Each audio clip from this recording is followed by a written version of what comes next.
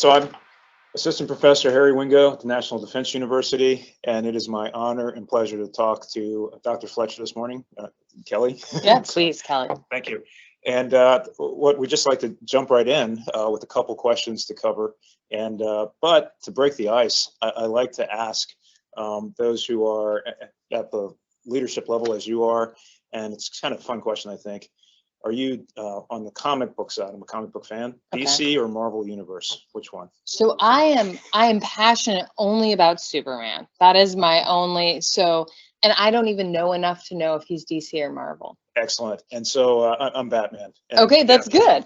But you've got superpowers. But on that theme of superheroes, in all seriousness, shout out to the team at the College of Information and Cyberspace. We are the nation's cyber war college. And so our students, we are so proud of them. And we represent not only the interagency, but we have our allies and our partners from around the world. So I would like to first thank you for what you're doing, performing the duties of the DoD CIO. Wow, what a big job. And the theme of Cyber Beacon is how we're responding to the coronavirus and the pandemic. But I think one of the main things to consider is great power competition, and really how has that impacted what you're doing to make sure that the nation is ready. And one thing I'll say is we could start off with the coronavirus. I know we should likely talk about things like zero trust, what we're able to do with Spectrum. And then of course, it comes down to people as well, so workforce. But let me start out with the question about the pandemic and pandemic response. How has that impacted what you do leading the DoD CIO show?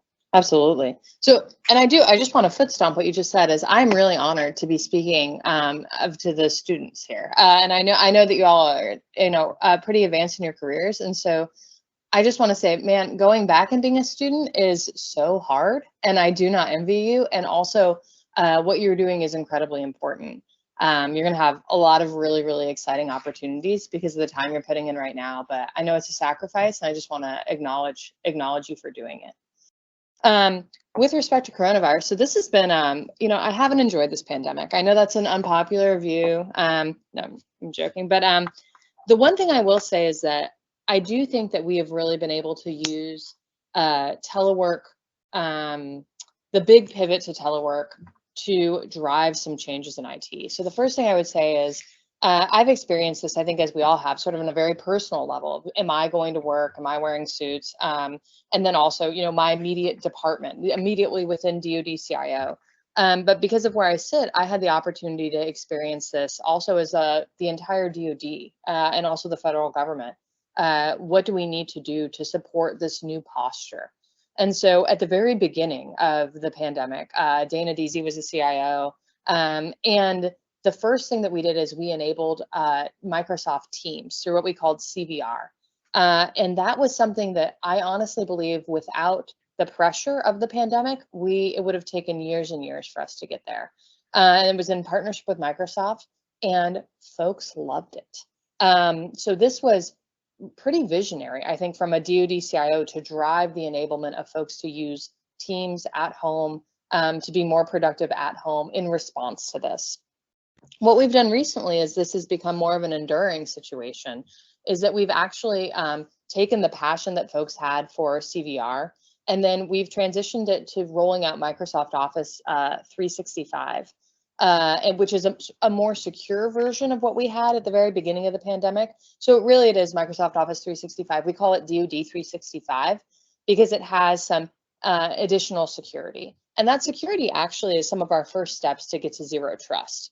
So I want to give a shout out to our Deputy CIO for the Information Enterprise, Danielle Metz, who really leaded the effort of getting out DoD 365 from the DoD perspective, and then also our military department CIOs who led their efforts internally. This is, as Mr. Sherman says, who has been nominated to be the DoD CIO, this is a cattle herd. We all aren't going to be able to hop over the line with DoD 365 on the same day. There are millions of us. But I think that these are really exciting capabilities, and we're sort of dragging ourselves into the same kinds of capabilities that we have at home. And folks love them. Folks are really excited to have Teams.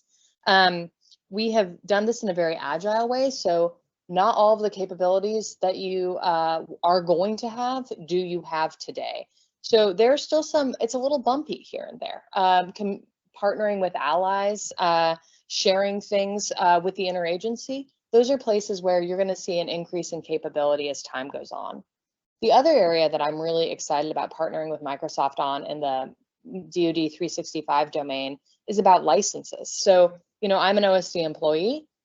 Before I was at the Navy, I was at the Department of the Navy. What would be really, really beneficial is if all of us, as we move throughout the department, and especially uniform folks, you know what I mean? Y'all are moving all the time.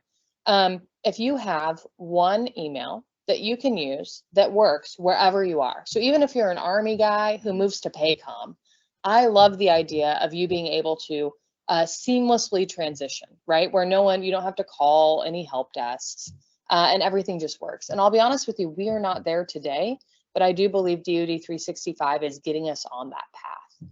And it's really hard. Thank you, Kelly, Dr. Fletcher. That point about making sure that things are efficient and they just work, and it calls to mind the industry side of things. I started out Naval Special Warfare as a SEAL, but later on I ended up working at Google. And so I just can't get that out of my head, like, okay, move into cloud and zero trust in the private sector side. But for DoD, I think this audience definitely knows it's a matter of risk management. We have to accept some risk, but what we found when you go to cloud and multi-cloud and things that are going to enable things like advanced machine learning, but you are getting things in place through your partnerships, through your people, your processes.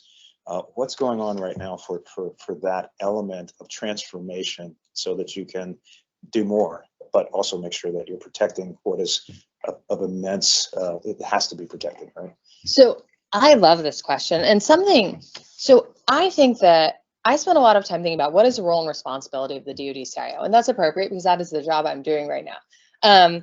But our role and responsibility is very distinct from what a corporate CIO does in most corporations.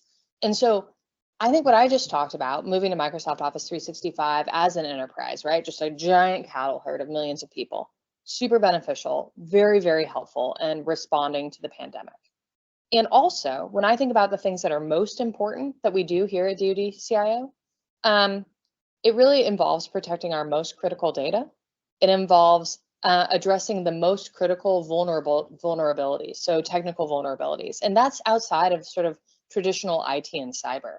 Like I would say vulnerabilities and position navigation and timing. Ooh, that keeps me awake at night. I think about the electromagnetic spectrum and how we use it. And these are domains that are pretty distinct from what we're doing in, I would say, private industry generally. But I think looking at the model of protecting the most critical data, you know, I'm mostly on the NIPRNet. I spend most of my day on the NIPRNet. And my largest number of users are on the NIPRNet. And I want to make sure that works. And I want to make sure it works seamlessly. And I want to make sure that we're being efficient. But I really want to save my exquisite capabilities for stuff that is super secret. You know what I mean?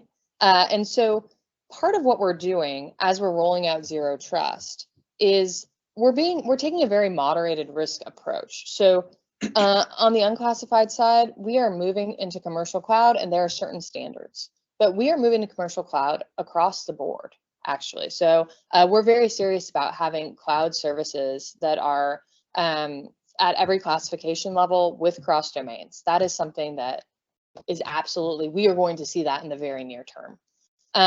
That said, there are wildly different standards as you move to different classification levels, and that's absolutely intentional. I also would dispute the idea that moving to a cloud is inherently less secure. I think that actually moving to this kind of environment, and I had a hard time at first initially sort of believing this, you know what I mean? Like, but I don't own it and it's, you know, it's far away. No, I think that's sort of, I was stuck in a little bit of an old paradigm. Me having a server under my desk, the problem is that I can't be trusted really to not do the wrong thing. I can't be trusted to upgrade it. I can't be trusted to do all the right things. And I won't have the enterprise support. Even if I do everything right, I am not a true expert. So we have the true experts providing security as we move to the cloud. And I think that's very, very powerful. So that's such a great point. And on the how the partnership with industry works, this is an old story. On Spectrum, by the way, that was such a strange thing for so many people. And I love historical examples. Consider the UK, you know, and Five Eye partnership, the United States and the Brits. Back to World War II, chain home. The idea that they were partnering with academics, with industry, and they kept this exquisite thing behind, which is, or reserved rather, building a radar network around England. And it turned out to be a strategic point that saved the war, really, because of what they were able to do with vectoring fighters. Then you move forward, you look at the surface-to-air missile threat that happened in Vietnam, adjustments that were made, the wild weasels, things were happening, and now we're right up to PNT. And the question is, yes, we're so familiar with our cell phones, it just works, but now when we need to go to 5G, to 6G, interference, wow, and cloud, to speak of, how does that balance happen, and how do you move forward, let's say on Spectrum? I actually was a Spectrum advisor at the FCC, Senate Commerce Committee. How do we get that rolled out? But it's hard, it takes a long time. And are you, the challenges that you face on Spectrum, anything that you would like the audience to know about how that's going? So the first thing I would like to say to the audience is the Spectrum domain is super, it gets like very, very esoteric. So when I first like jumped into the Spectrum domain, all of a sudden people are like, 3100 gigahertz is and you're like, oh no, like just I'm in organic chemistry again. I don't understand what's happening. But what I have found is that in my Spectrum team, Fred Moorfield, Vernita Harris, Kevin Mulvihill, they are very, very patient people, and also just like true experts. And so we spent a lot of time. Last week, I called it All Spectrum All the Time. We went to the Association of Old Crows, which is a Spectrum conference. So they got me prepped to not make a fool of myself there. And then they were there all week. We had a bunch of different Spectrum engagements. So this is the smartest I've ever been on Spectrum.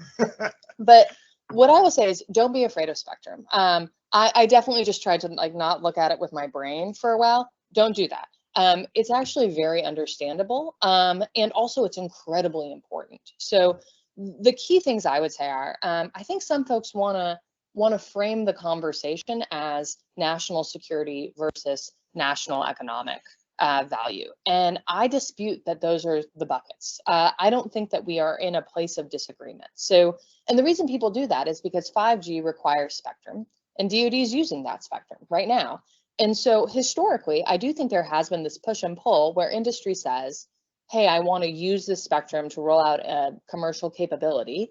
And DoD has historically said like, I'm using that for my radars or my comms or my whatever. When I'm training in the US, I'm using that spectrum. So I don't want you to have it for commercial use. And I would say we have absolutely changed that paradigm right now. We are laser focused on enabling commercial industry to roll out spectrum, because being dominant in 5G, having our commercial industry at home be dominant in 5G is incredibly valuable to us from a warfighting perspective and just like as a nation. So what we are working on is spectrum sharing, is how do we more smartly all operate in the same spectrum?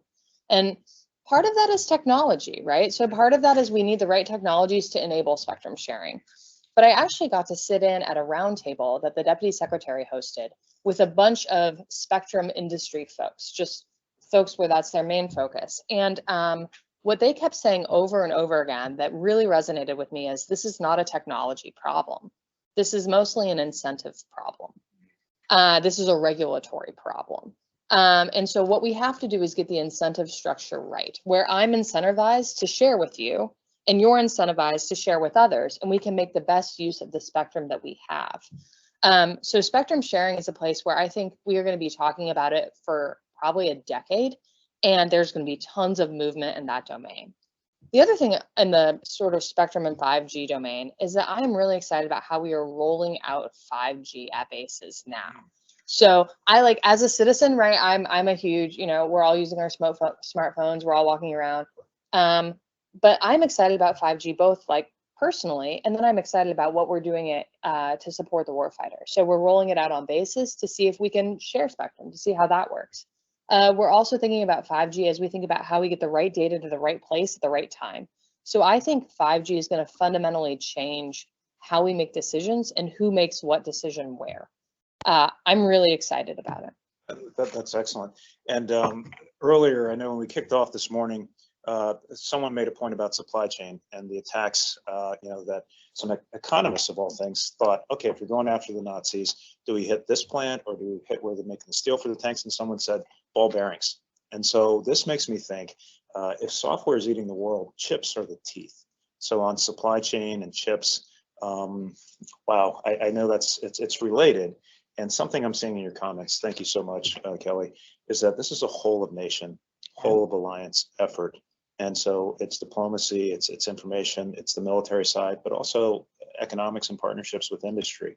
What do you think about where we are collectively in great power competition and how all of this impacts your work? Yeah, so I think I've sort of been lucky enough to be at two inflection points. And I think one is the technology inflection point where the changes in technology are driving a whole new war fight, where data is really the next ammunition, right? Where data will determine who wins. And the other inflection point that I've had the opportunity to be at is that we've moved out of a sort of counterterrorism fight, land-based fight in the desert, which that was a super hard fight. And it was not against a very technically adept adversary, truthfully. So in those decades, we were investing in things that we needed to invest in to win that fight, and that makes sense, absolutely. And we were accepting risk. We were accepting vulnerabilities in our weapons platforms, in our IT, in our networks. We were accepting that there are vulnerabilities that we knew about and that we knew that, like a nation state, a near peer could take advantage of. In the past year, would say that conversation has changed dramatically. So at the very highest levels of DoD, I'm seeing a newfound interest and push for these vulnerabilities are absolutely unacceptable. Something that Mr. Sherman has said that I've stolen now and I use all the time is we need to get to a mindset that seatbelts come with the car. So the things that we need to do to shore up these technical vulnerabilities, some of them are expensive, especially on legacy platforms, and a lot of them are technically hard. But we have to do them, and it can't be seen as an option anymore, because what it does is it takes away our ability to fight a war against a peer adversary. As we use China as our pacing threat, that's unacceptable. So we have to keep moving forward. An important part of that, there's so much to cover, and it's hard to do in 30 minutes. We're about 9 minutes out right now, I think. And so we may have time for 2 questions, we may not. But I also want to, the quote you said, data will determine who wins. And it makes me think of the people who will wield the information power. I like to say the code is mightier than the sword, but who will pick up those digital bullets and those digital, battle stars? In other words, a battle cloud and the data centers and all of that. What do you think about workforce? Where do we need to go on that? So the first thing I want to say, and I say this every time I talk about workforce, is that I remember when I was new to the department and I was hearing folks talk about workforce and how, like, we really need to recruit the best people and how do we do it? And I found myself thinking, like, thanks a lot. You know what I mean? And so I want to be very clear. I think that the workforce that I have at DoD CIO is exceptional. Like, I think I have an amazing group of individuals. And the workforce I see, frankly, across the department, in uniform, civilian, contractors, the folks that are providing our IT services are doing pretty amazing work here in DoD at huge scale, very difficult work. So the first thing I want to say is we have an amazing workforce here. And the second thing is I do think that we're going to see some changes in workforce in the future. I in no way expected to be at DoD for 10 years. I thought I'd be at DoD for maybe 5. I know that I will not be at DoD for 20 years, concurrently in a row. So I think we need to work really hard to sort of give our workforce some options. It is not a loss for me if someone comes to DoD and then goes to a commercial, IT company. What I want is I want them to think about wanting to come back to DoD.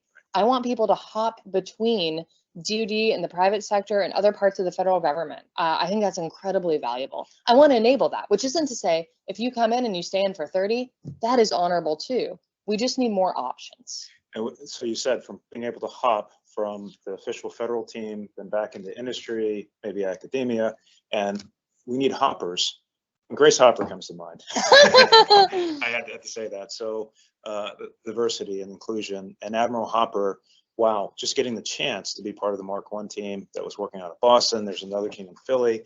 She actually was part of the enabling technology, didn't know at the time because of compartmentalization, the mathematics that made the atomic bomb possible. Then she went into industry. She was actually part of those teams. She came up with software, and we revere Admiral Hopper, of course, at the Cyber War College.